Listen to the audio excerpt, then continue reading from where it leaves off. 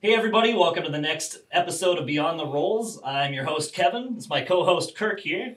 And today we're joined by Mike from Mike Tees.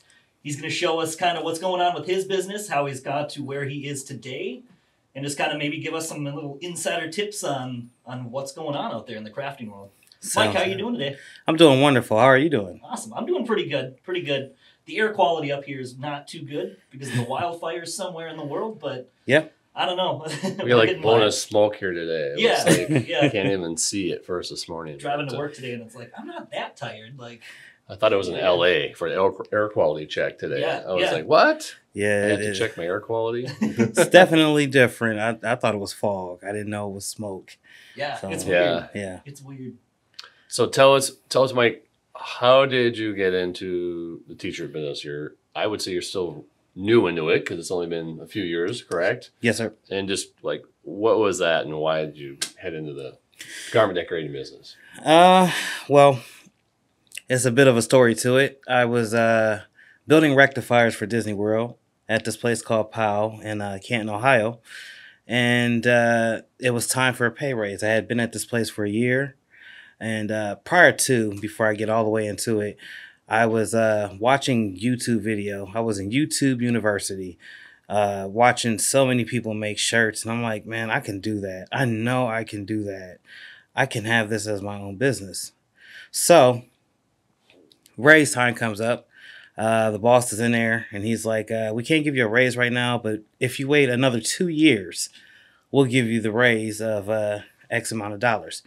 And I just wasn't having it. I grabbed my tools and I actually left and I hopped headfirst into the t-shirt industry. And I knew at that point in time I was going to give it my all. I didn't know what I was going to get from it, but I knew that it was definitely a road that I wanted to travel. So you had no location, nothing else.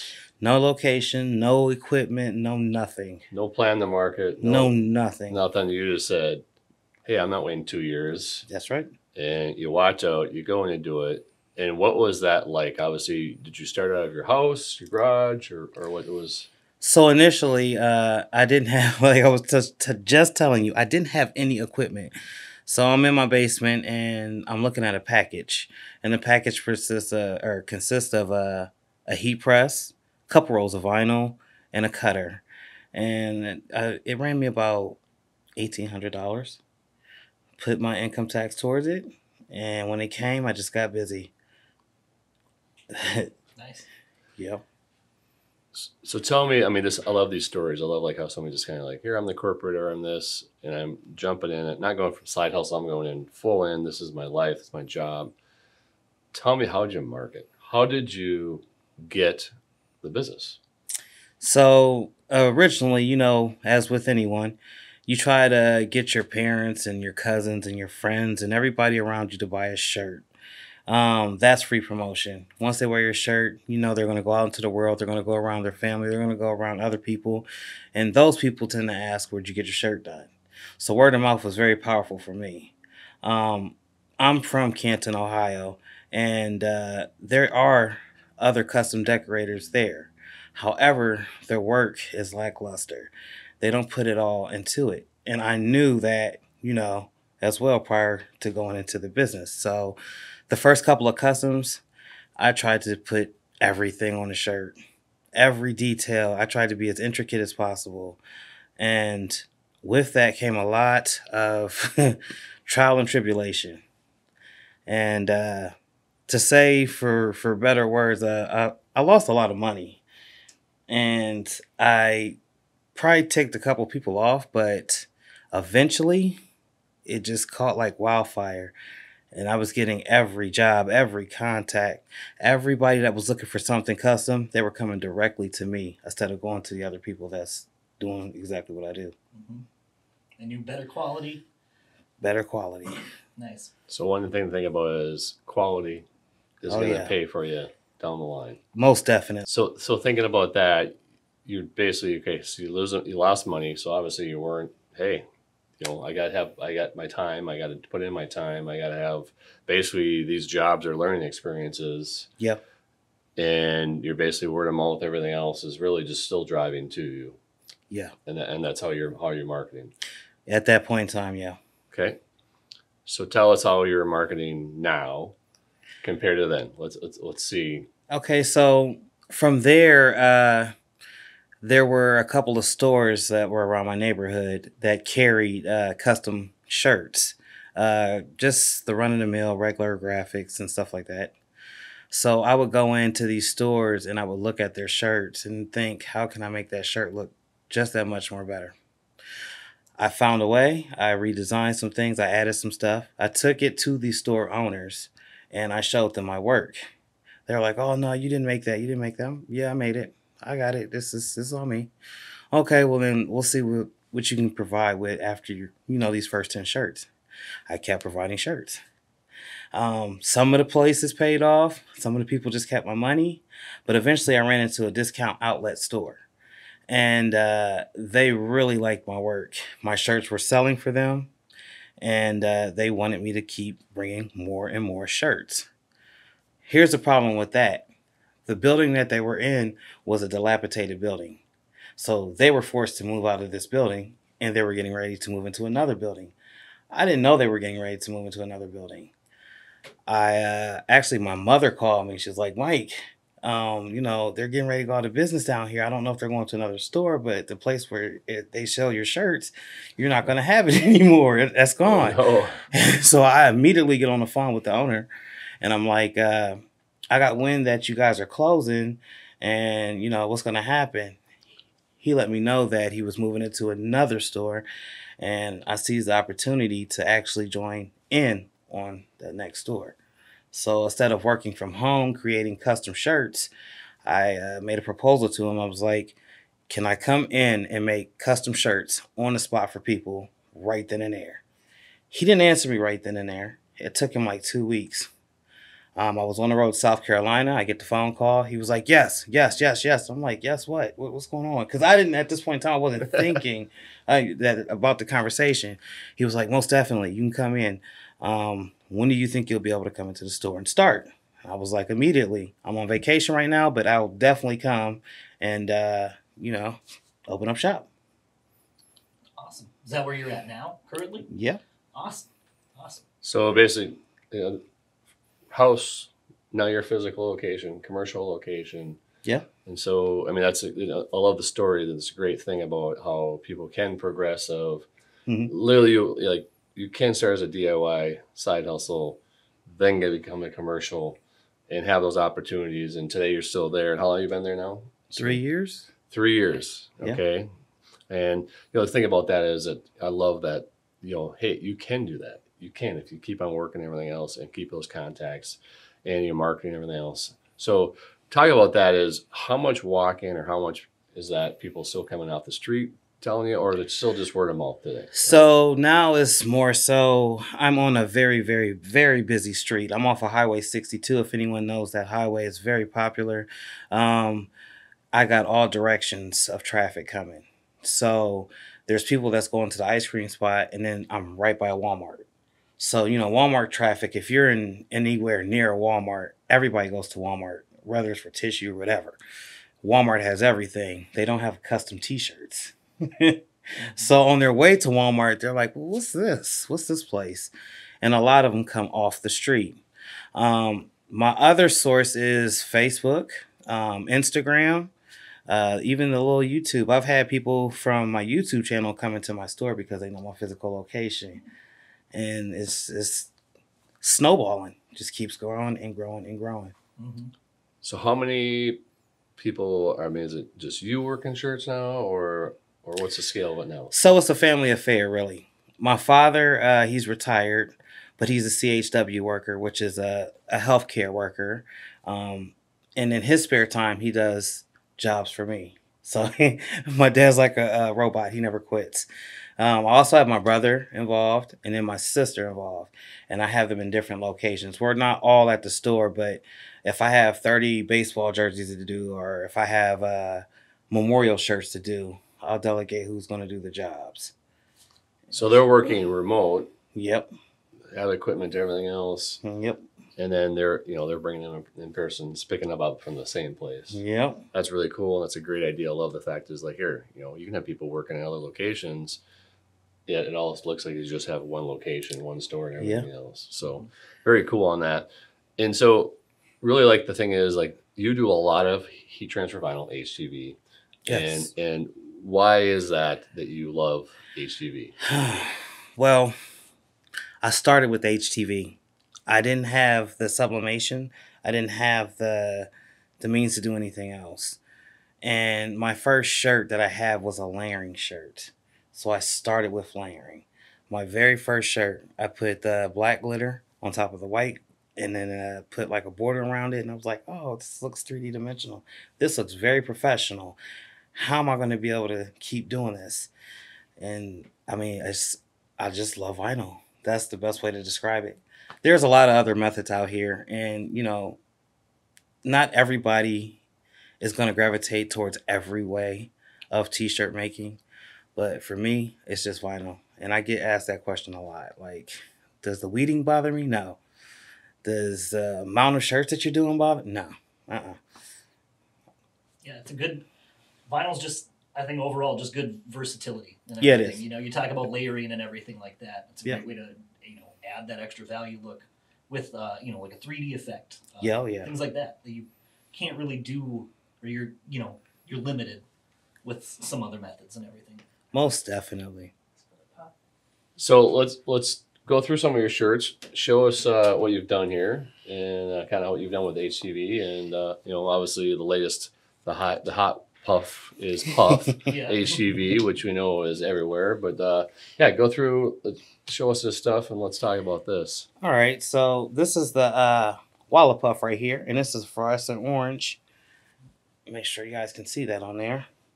And the thing about it is, if I was going to layer it, and which I do have a layering video over Heat Transfer Warehouse Puff, and it was for Thanksgiving, the Puff actually brings the 3D dimensional. So let's just say you have a regular basketball shirt with regular HTV on there, and maybe it's 2 different colors. If you have this extra dimension of this Puff right here, you're able to upsell that and create, more revenue, instead of just having the regular image of the basketball. Not to say that there's anything wrong with that, but when you get some puff like that, it looks awesome. Yeah, I love it. It's unique. I mean, yeah, exactly. That is like, and it stands out. It sells itself. I don't have to put a whole bunch of words into it or anything. Just hang it up nice. Make sure I got a basketball by it, or maybe a basketball hat next to it, and let it sell itself. Yeah, I love Puff has been hot and it's crazy right now, but I love it. Yeah, a lot of folks are doing a lot with it. So I did get beat earlier though, and I want a rematch. Oh, I want a rematch. I wasn't ready. I wasn't prepared. But when it comes to layering, a lot of times I go with, if you can go with half the time or a fraction of the time just to tack that vinyl down, that's the best option. That way you can just keep on layering. Now, if you go the full 15 or the full 10 or the full 5 seconds with each press, the image won't come out the way that it's supposed to. That turned out pretty cool. Turned out pretty cool, and it's pretty close to his logo. We got close, right? Yeah. Yeah, that's a good thing to mention here. Grizzly by nature, right? Grizzly by nature. Yeah. You want to tell us a little bit more about that? So I grew up listening to Naughty by Nature. That was one of my favorite rap groups, and I seized the opportunity with the grizzly bear. I told you guys earlier, my best friend, he passed away, but he used to call me Grizz. That stems from I was starving, and he wanted to do something else, and I wanted to go eat. He was like, "You're gonna transform into a grizzly bear on me." I'm like, no, I didn't change, but I definitely wanted to eat, and I was fed up. And he was like, "Well, I'm just gonna call you Grizzly from here on out," and it stuck with me throughout the years. And then I had someone actually draw that bear based off my face. Wow. Yeah, from the beard to the actual shape of my face, and now somehow the internet's took it and ran with it. I like it. And that's cool. I love the backstory on it too. It's not just I thought that sounded cool or something. No, yeah. There's a history to it. Yeah. So talking about, do a lot of HTV. How has your shop expanded? Where else has it gotten into lately? Well, speaking of shop expansion, I'm trying to do a little bit of different things, not to stray away from my originality and what I normally do. Uh, I have tropical snow now, a snow cone place, which is catered to the weather, obviously. But we're going to be doing hot chocolates and coffees and all these other things as it gets closer to winter. But the expansion of the store is I got more room inside the store. So I was able to grow from my little spot that I was inside that store into a reasonable size. Now the transformation won't take place, and you guys probably won't see it on camera for a couple of months because it's going to take a while to move things around. But, you know, the money is coming in. It's definitely coming in from doing this. And perseverance, persistent, and consistency. That's all I can say. Mm-hmm. So, so you expanded a little bit, obviously added sublimation to your business. Mm-hmm. And obviously we love sublimation also, but tell us how you've kind of like taken the sublimation and HTV and made it work together. Where you've worked projects to say you can do and merge the two together and complement each other. Well, a lot of times my customers, they want that real life look. And they want colors and they don't want the feel of HTV. So what I would do is I would put the sublimation picture onto a polyester shirt, substrate, make sure it looks nice. But me being the vinyl person that I am, I have to put it somewhere on that shirt. So it may be an arm hit. It may be something down here that maybe even the words, you know, the rest in peace part or the year, the date. And then I would have a sublimation image up top. And that's just a big hit. Regardless, it's a huge hit. And I was speaking with you earlier about that, the sublimation. I converted a printer, a Workforce 7720, and it's been a nightmare. Guys, get you a Sawgrass 1000. Heat Transfer Warehouse has it on their site. I advise grabbing that. Nice. So yeah, that has definitely been the workhorse printer we've seen and done really well out there. Yeah. So, and you know, I love the idea of like tell people like it's not just sublimation. That's it. You got sublimation. You can combine HTV with it. Oh yeah. You're not going to ruin each other, and you know, it just comes out as a beautiful project and it looks really good, and it can complement each other on that. So, love that stuff. So, do you brand your own tees Yes. at all? Yeah. Yep. Tearaway tags, and then I have a couple of different ways to put my labels in the back. The newest, obviously, is DTF, but I love vinyl, and I do it at home. So I just make my little square box. I put the size, my Grizzly logo, Nice. and then I leave the one tag in there that shows where the fabric's from. okay.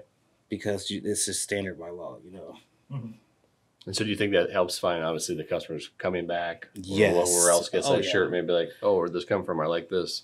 Yep. You're going to gain new customers off of that. All the time. So there you go, folks. Branding works. Those little tags work. Oh, A little yeah. bit of HTV on the back helps you a long ways. Yep. Yes, So- it does. It's very important. Yeah, you definitely can set your product out from someone else's, you know.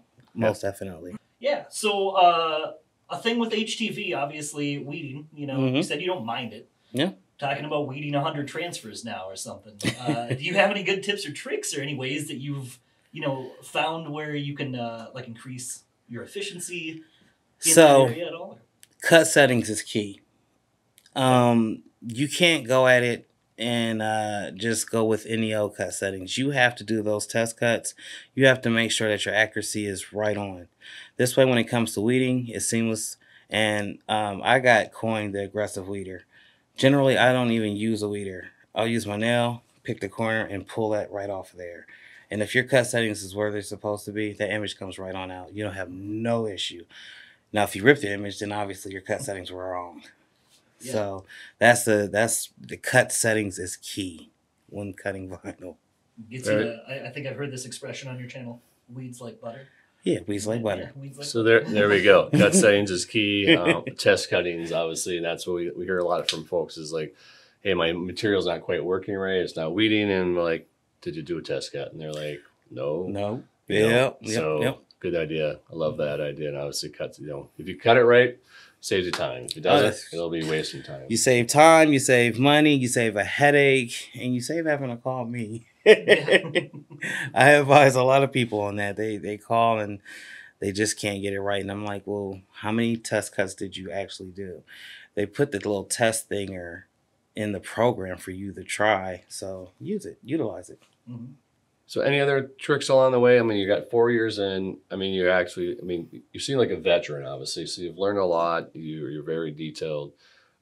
What else can you tell people along the way as your journey in the last 4 years of like, hey, this is tips and tricks of how I've grown, how I've, had efficiencies, or what else you got? So I got two things. The first thing is when all isn't going well and it seems bleak, don't give up. If you give up and you quit, then you've obviously submitted. No one submits. Just keep going at it. The second thing I want to say is if you do it enough, you begin to learn how to use it. Now, not every vinyl is the same, so that's why it's very important to do those test cuts prior to. The thickness may change, the thinness may change, your blade could be crap and you not even know it. Just check your machines, stand firm on what you're doing, and keep going after it. Consistency is the key. Mm-hmm. Makes sense. Consistency. Yep. It always pays off. Yeah. Yeah. So tell me, let's talk a little about where you're from. Let's talk about Canton. All right. And born and raised, or you moved there? How'd you get in Canton? Oh, my family's from Canton, Ohio. Well, part of my family is from Canton, Ohio. The other half is in Atlanta. I was born and raised in Canton, Ohio, 1981. My father's father and his whole side of the family are from Canton, which is the Hall of Fame city. Anybody knows anything about football, that's the football mecca, Canton, Ohio. And the NFL has a hand in everything in Canton, Ohio. So that's the next goal. Gotcha. There we go. So tell me, we know this a little bit, but the name Mike Tees and your name is Mike. How did you get the name Mike though? Because we know there might be a different name or reason behind that. So, all right, cat's out of the bag. So that's not my government name. My government name is Alan Michael, which is one word. However, I just don't like Alan. I don't know. No shots at A-Dub or anybody else. Alan for me just does not work. And, my father, when I would get in trouble, he would say, Mike. And that's what stuck with me. And then my last name being Thompson, naturally, I make custom T-shirts, Mike Tees. Yep. That just fits. I like it. Yeah. I like it a lot. So, and it makes, I always love, like, there's always a story to something. Yeah. Your parent calls you something, and for whatever reason, they, even though they gave you that name, they call you something different. So. Oh, yeah. My mom she doesn't like it at all.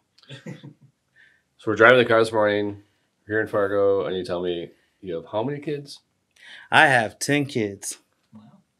Yeah. Congratulations. And the youngest is 9, and the oldest is 24. So yeah, you're busy. Yeah. Well, 4 of them are out the house. The other 6 are there, and then everyone's pretty much, it's a routine, and we are a solid family. We believe in structure in our home, so there's no chaoticness. I don't let the outside world interfere with what's going on inside my house.